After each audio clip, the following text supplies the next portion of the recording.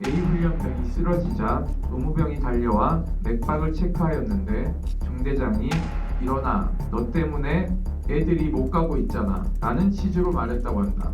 A 훈련병이 후송 중 의식을 찾았을 때 했던 말은 본인 이름, 몸에 불편한 점, 그리고 죄송하다는 말이었다고 한다. 기록이 없다는 건 명백히 관련 법령을 위반한 행위다.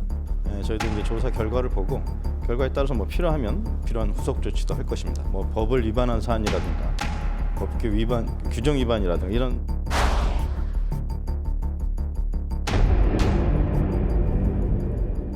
자, 이번 주제 제목이 나왔는데요. 중대장님 죄송합니다. 그럼 이건 중대장님 죄송합니다 보니까 이게 일반 사병이 한 것 같은데요. 이게 얼마 전에 얼차려를 통해서 쓰러졌고 숨진 이 훈련병 얘기입니다. 훈련병이 후송되면서 이런 얘기를 했다 그러네요. 죄송합니다. 아, 이거 죄송할 일 아닌데 죄송하다고 얘기한 것 같아요. 지금요. 화면 좀 볼까요? 당시 상황입니다. 당시 일이 벌어졌을 때 쓰러지는 훈련병 이송 당시 상황인데요. 이게 어제 이제 군 인권센터가 기자회견을 통해서 이렇게 주장을 좀 했어요. 설명을 내는 건데 일단 그 전제를 좀 해보겠습니다. 이 훈련병이 후송됐잖아요, 병원으로. 근데 잠시 의식을 찾은 상태로 본인의 이름 뭐 상태를 설명한 후 죄송합니다라고 그랬대요. 죄송합니다라고. 죄송한 거 없잖아요, 실제로. 이 훈련병은. 그리고 여기 옆에 보시면 이 얼차려 군기 훈련을 시켰다는 이 중대장, 일이 터진 후에 구급차가 왔을 때 조수석에 선탑자로 탑승을 했다 그럽니다. 지금 가해자잖아요. 입건됐죠, 지금. 손정혜 변호사. 물론 당시가 초기 상황이라서 그럴 수도 있지만 이 동승한 거 이건 좀 어떻게 봐야 됩니까? 굉장히 부적절하다 이렇게 말씀드릴 수 있습니다. 훈련을 받다가 이제 사망했다 이런 표현도 가능하지만 가혹행위 피해자가 정신을 잃을 정도로 심각한 피해로 쓰러졌다가 잠시 정신을 차려서 눈을 떴는데 가혹행위를 시킨 가해자가 내 눈앞에 있다. 사실 심리적으로 더 불안해지는 상황일 수밖에 없을 것이고 즉각적인 어떤 강력한 조치가 좀 부족한 측면에는 가해자, 피해자 같이 이제 이송하는 과정에서 부적절한 여러 가지 상황이 발생할 여지가 있기 때문에 분리하고 다른 사람이 이송을 하던가 보호를 하는 것이 맞았지 않았을까 그런 아쉬움이 있고요. 잠시나마 기면 상태에서 의식이 돌아왔는데 본인이 어떤 아프다는 증상을 얘기하면서 앞에 중대장이 있으니까 중대장님께 잘못을 해서 내가 이렇게 가혹한 훈련을 받았는가라고 착각하고 오인한 이 훈련병이 죄송합니다 오히려 사과를 해야 되는 정말 슬픈 장면이 연출되지 않았는가 생각 들고요. 이 감정적인 부분을 배제하더라도 실제로 이 먼저 의무병이 달려왔고 의무대에서 뭐 호흡이나 맥박도 체크했다가 수액도 맞았다는 거 아니겠습니까? 그리고 다른 병원으로 긴급 후송이 되는데 그 과정 전반에도 이 가해자라고 할 수 있는 중대장이 있었다고 한다면 이 지금 훈련병 입장에서는 어떤 심정이었을까? 그리고 문제가 되는 것은 의무대의 의료기록지, 진료기록지도 없다는 사실입니다. 뭔가 기록이 안 돼 있다는 얘기가 나온단 말이에요. 우리가 군 관련해서는 군 보건의료에 관한 법률이 있습니다. 군보건의료법이라고 하는데 의료법과 마찬가지로 모든 의료인은 진료기록을 작성하게 되어 있습니다. 의무사항임에도 불구하고 즉각적으로는 쓰지 않았다고 하더라도 추후라도 의무기록, 진료기록을 통해서 최초의 증상, 상황, 어떤 치료를 했는지 명확하게 기재했어야 됨에도 불구하고 이것조차 지금 남아있지 않다는 겁니다. 그리고요. 지금 이건 훈련병이 한 얘기 그리고 당시에 뭐 차량에 같이 그 가해자 중대장이 탔다 이런 얘기인데 또 다른 내용이 좀 하나 있어요. 당시에 이제 일이 벌어졌을 당시에요. 이것도 화면 보겠습니다. 얼차려 당시 상황인데요. 뭔가 이제 문제가 발생한 거잖아요. 지금 이 훈련병 동기 훈련병들과 함께 완전 군장 한 채 뭐 뛰고 그랬다는 걸 알려줬잖아요. 얼차려 봤더니 쓰러졌어요. 근데 문제가 발생을 한 거예요. 그런데 이 중대장은 일어나라. 너 때문에 애들이 못 가고 있다. 손정희 변호사, 일단 뭔가 상황 파악이 안 된 것 같아요. 일단 상황 파악이. 뭐 쓰러지니까 심각한 상황이었던 건데 상황 파악이 안 됐고 만약에 저때 즉각적인 조치를 취해서 병원으로 수송했더라면 목숨을 구할 수도 있었다는 얘기가 나오는 상황인데요. 이 부분, 일어나라 너 때문에 애들이 못 가고 있다. 그러면서 뭔가를 더 압박을 한 상황이잖아요. 뭔가를 더. 이거 어떻게 봐야 됩니까? 이 상황은. 이 점 때문에 일각에서는 살인죄로 다스려야 된다, 중과실로 봐야 된다. 왜냐하면 심각하게 사람이 쓰러져서 지금 의료적 조처가 초동 대처가 굉장히 중요한 골든타임에서 예. 의료적인 조치를 하라는 게 아니라 일어나라는 오히려 가혹행위를 이어가고 있잖아요.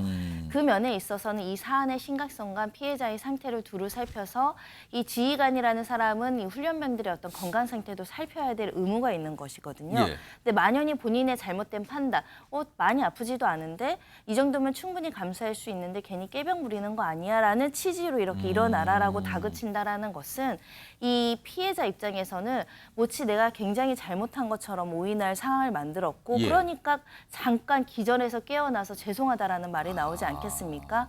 정말 기가 막히는 상황이라고 생각할 수밖에 없고요. 보호자들, 그러니까 가족들 입장에서는 억장이 무너진다. 이때라도 긴급한 상황이라고 상황 판단을 해서 그렇습니다. 즉시 할 수 있는 군대 내 모든 의료 인력을 동원해서 또는 긴급 호송이라도 10분이라도 20분이라도 빨리 호송할 수 있도록 즉각적인 조처를 했더라면 결과가 달라지지 않았을까 아쉬움이 많습니다. 지금 이 훈련병의 가족들 입장에서는 저런 순간순간 지금 뒤늦게 좀 나오고 있는데 저런 순간이 정말 어떻게 보면 땅을 칠 노릇 아닙니까? 저 상황은요. 이런 상황에서요. 뭐 잠시 손정혜 변호사가 말씀하셨는데 뭔가 기록이 없다. 뭐가 적혀 있지 않다. 이런 내용들이 나오는데 화면 보겠습니다.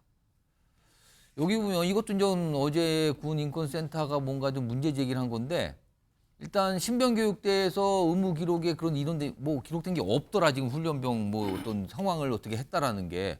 그리고 처음에 속초훈련을 갔잖아요. 근데 여기 간호 기록지에 가혹행 이른바 군기훈련 얼차려.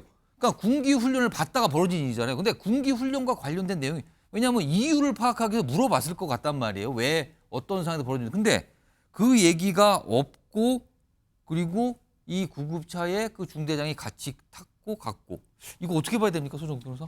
저는 이제 군인권센터 지적에 문제가 있다고 봐요. 아 그래요? 왜냐하면 이게 속초의료원은 수사기관이 아니고 병원입니다. 예. 병원에는 이게 환자의 건강 상태 지금 어떤지, 예. 열이 나는지 이게 어떻게 되는지, 목숨을 구할 수 있는지 이런 걸 기록하고 중요하죠. 지금 이게 을차리를 했냐 안 했냐 그 원인은 나중에 수사해 보면 수사기관에서 나올 거 아닙니까? 일단 환자의 병원은 상태부터. 제일 급한 게 지금 환자 상태 아닙니까? 지금 왜 당신이 그 원인을 지금 규명하면 환자도 지금 응급한 상태에 이게 예. 말이 됩니까? 저는 군인권센터가 이게 병원을 공개하는 이건 문제가 있고요. 예. 지금 이제 우리는 이제 원인 규명해 보면 되잖아요. 예. 왜 을차려 기합은? 그다음에 그 신병교육대 있죠. 예. 이 부분은 이제 좀 따져볼 부분이 있어요. 여기는 뭔가 남아 있는 게 없다 그래요. 아마 이제 그 자기들은 치료를 전혀 안 하고 빨리 다른 데로 이렇게 보내다 보니까 기록을 안 남겼을 수도 있고. 근데 거기서 지금 수액을 맞고 뭔가 조치를 했다는 얘기 나온단 말이에요. 근데 그 정도 응급 조치하고 바로 이렇게 그 후송했으니까 아마 이게 그 안 남을 수도 있고. 예. 아니면 이게 뭐 남겨놨는 걸 없앴을 수도 있고 그런 큰 문제죠. 남겨난 걸 지금 이거 모르는 거지만 그게 모르는 혹시라도 거. 그랬다면 이게 문제가 되는 거고 그거는 법적으로 문제가 되고. 은폐가 되는 거잖아요. 만약에 그렇죠. 그렇다면은. 아니면 이게 남겨야 되는데 안 남겼다면 또 이게 직무유기 문제도 있고 이거는 이제 여러 가지 경우를 따져봐야 되는데 예. 뭐 제가 제 개인 생각으로는 이게 그 잠깐 응급처치하고 예. 환자 상태를 모르니까 빨리 보냈잖아요 큰 병원으로. 그러다 보면 이게 안 남아 있을 수도 있다 이런 생각이 들고요. 예. 그다음에 그 마지막으로 동성이 있잖아요. 예. 손 변호사님 이게 저하고 전혀 다르게 생각하는데 예. 저는 그렇게 생각해요. 거기에 책임자는 중대장이에요. 그럼 이게 사고가 났죠. 예. 의식이 없어요. 예. 그럴 때 중대장이 그걸 방치해야 될까요? 어. 책임자가 저는 빨리 병원으로 모셔서 어떻게든 구하기 위해서 책임자가 노력하는 예. 이런 저는 생각을 했거든요. 동성했다는 게 예. 이게 언제 깨어나서 가해자로 뭐 이게 부담 이렇게 저는 생각을 못했고 어떤 사고 나도 그 현장의 책임자가 끝까지 빨리 병원에 데려가서 예. 어떻게든 이렇게 생명을 살려야 되잖아요. 따라서 저는 이거는 당연한 행동으로 저는 생각했는데 예. 좀 이게 생각하는 방향이 조금씩 틀린 것 같습니다. 약간 두 분이 다른 의견을 주셨어요. 일단 그러니까 예. 다른 의견이라기보다는요. 군 인권센터는 이걸 지적하는 겁니다. 왜냐하면 최초의 의무기록지나 이런 데 보면 상황이나 이런 것들을 이제 진술하고 예. 파악을 하기 위해서 적절한 정보를 의료기관에게도 제공을 해야 되잖아요. 아. 이 사람이 왜 아픈지를 설명할 수 있는 사람이 있어야 되는데 병원에서 물어볼 수 있죠. 왜 뭘 하다가 이렇게 된 거냐. 네, 그래야 정확한 진단과 재빠른 치료가 필요한 것인데 만약에 예. 중대장이 가정에서 말씀드리는 겁니다. 내가 자체가 예. 책임질까봐 상황을 축소 은폐해서 전달했을 가능성. 굳이 뭔가를 다 설명하지 않았다면. 네, 그래서 이 상황이 조금 더 빨리 진행이 되지 않거나 긴급 호송이나 긴급 조치가 제대로 이루어지지 않았을 가능성. 그리고 우리가 의료사고나 많은 사건에서 의무기록지가 굉장히 중요하게 작동하잖아요. 예. 그 사람의 최초의 상태에 대해서. 예. 근데 이 상태가 굉장히 심각했음에도 불구하고 더 낮은 수준으로 축소해서 기재하는데 이 가해자인 중대장이 가담을 했다라고 한다면 피해자 입장에서는 진실을 밝히는 게 더 어려워지겠죠. 예. 그런 측면에서 이 부분을 제대로 정확하게 사실관계를 전달을 하고 그게 기록이 되어 있는지를 살펴봐야 된다는 게 이제 군 인권센터의 주장입니다. 알겠습니다. 이 사안도 지금 뭐 이제 이 건에서 뭔가 조사가 좀 이루어지겠죠. 조금 뭐 일각에서는 늦은 거 아니냐 이런 좀 지적도 있기도 합니다.